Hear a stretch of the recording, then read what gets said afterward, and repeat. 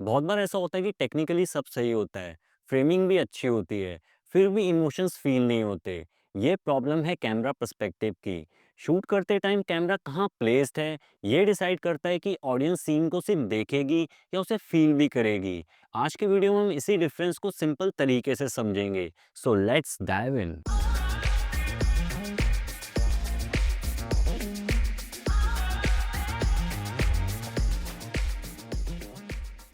Welcome back guys, my name is Vikrant Thakur and I work as a cinematographer. Film making में अक्सर हम beautiful frames के पीछे भागते हैं, लेकिन कैमरा सिर्फ खूबसूरत फ्रेम बनाने का टूल नहीं। कैमरा डिसाइड करता है कि ऑडियंस कहानी को कैसे एक्सपीरियंस करती है।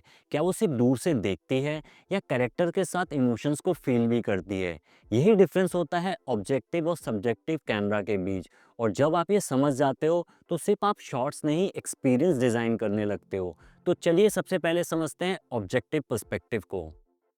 जब कैमरा बिल्कुल न्यूट्रल होता है, जैसे रियल लाइफ में होता है, जब हम किसी सिचुएशन को दूर से देखते हैं, नो ड्रामा, नो एग्जेजरेशन, जो हो रहा है बस वो हो रहा है।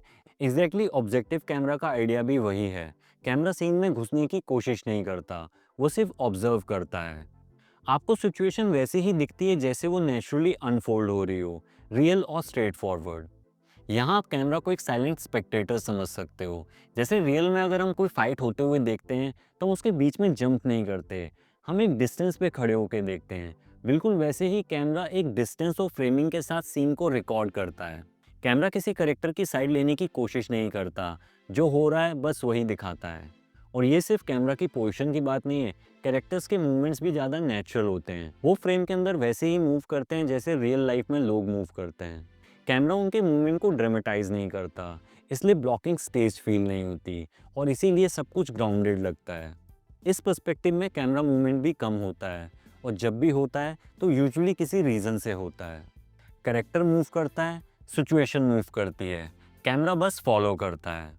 कोई ड्रामेटिक पुश इन सिर्फ इसलिए नहीं होता ताकि आप कुछ फील करो। कैमरा सिर्फ ऑब्जर्व करता है, रिएक्ट नहीं करता। मोस्टली फिल्म मेकर सोचते हैं कि ऑब्जेक्टिव पर्सपेक्टिव मतलब वाइड शॉट, पर ऐसा ज़रूरी नहीं है। वाइड हो या मीडियम, इम्पॉर्टेंट ये है कि कैमरा इमोशनल डिस्टेंस मेंटेन करे। वो कैरेक्टर के पर्सनल स्पेस में घुसने की कोशिश नहीं करता। और ऑब्जेक्टिव पर्सपेक्टिव का एक सिंपल सा रूल है, डोंट मैनिपुलेट द व्यूअर। यहाँ आप ऑडियंस को फोर्स नहीं करते कि उन्हें क्या फील करना चाहिए। सीन की रियलिटी खुद इमोशंस क्रिएट करती है। इसका पूरा इंटरप्रिटेशन व्यूअर्स के हाथ में होता है। किसी को सीन काम लगेगा, किसी को डिस्टर्बिंग और किसी को अनकंफर्टेबल। और इसी वजह से ऑब्जेक्टिव पर्सपेक्टिव डॉक्यूमेंट्रीज और रियलिस्टिक ड्रामाज में इतना कॉमन यूज़ होता है। ये अप्रोच स्टोरी टेलिंग को ऑनेस्ट बनाती है। इसमें कुछ भी शुगर कोट नहीं होता, जो सच है उसको वैसे ही प्रेजेंट किया जाता है। अब समझते हैं सब्जेक्टिव पर्सपेक्टिव को। यहाँ कैमरा का प्लेसमेंट स्टोरी ड्रिवन नहीं होता, इमोशनल ड्रिवन होता है। यहाँ कैमरा कैरेक्टर्स के एक्सपीरियंस को फॉलो करता है। मतलब जो कैरेक्टर फील कर रहा है, कैमरा भी वही फील करेगा। सब्जेक्टिव पर्सपेक्टिव में कैमरा सिर्फ सीन को कैप्चर नहीं करता, वो ऑडियंस को डायरेक्टली कैरेक्टर के एक्सपीरियंस के अंदर ले जाता है। इस अप्रोच में सिर्फ एक्शन नहीं दिखते, फीलिंग्स भी दिखती हैं। कैमरा हमें कैरेक्टर के थॉट्स, उनकी कन्फ्यूजन, फेयर या एक्साइटमेंट सबके साथ कनेक्ट कर देता है। इन सीन्स का मूड डायरेक्टली कैरेक्टर के स्टेट ऑफ माइंड के साथ लिंक्ड होता है। कभी कभी कैमरा लिटरली कैरेक्टर की आंखों की जगह आ जाता है। पीओवी शॉट्स में जो कैरेक्टर देख रहा है, ऑडियंस भी वही देखती है।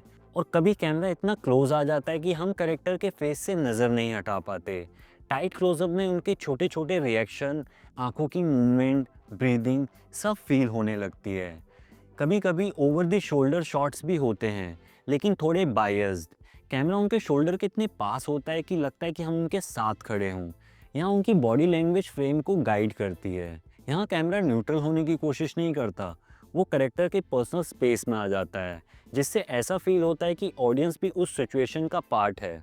सब्जेक्टिव पर्सपेक्टिव का एक और एलिमेंट है विजुअल डिस्टॉर्शन, जहाँ करेक्टर दुनिया को क्लैरिटी के साथ नहीं देख रहा होता। अगर वो ड्रंक है तो फ्रेम थोड़ा ब्लर हो सकता है, अगर एंशियस है तो कैमरा थोड़ा शेकी हो जाता है, अगर स्केर्ड है तो कलर, कॉन्ट्रास्ट, लाइट सब थोड़ा शिफ्ट होने लगता है। कैमरा विजुअल कैरेक्टर के इंटरनल वर्ल्ड को रिफ्लेक्ट करते हैं। और इसी वजह से सब्जेक्टिव पर्सपेक्टिव का मेन पर्पस होता है कि ऑडियंस सिर्फ सीन को देखे नहीं, उसे फील भी करे। इसीलिए subjective perspective thrillers, horror films, emotional dramas और एक्सपेरिमेंटल सिनेमा में इतना पावरफुल होता है, क्योंकि यहाँ ऑडियंस सिर्फ ऑब्जर्वर नहीं होती, वो कैरेक्टर के साथ चल रही होती है। एक इम्पॉर्टेंट बात, ऑब्जेक्टिव या सब्जेक्टिव बेटर या वर्स नहीं हो सकते।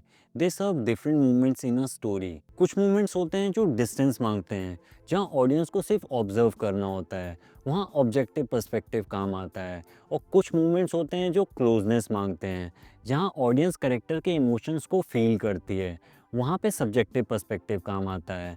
और एक अच्छी स्टोरी टेलिंग इन दोनों को मिक्स करती है। सो नेक्स्ट टाइम जब भी आप शूट करो, अपने आप से एक सवाल पूछो कि ऑडियंस को इस मूवमेंट पे क्या करना चाहिए, ऑब्जर्व या फील।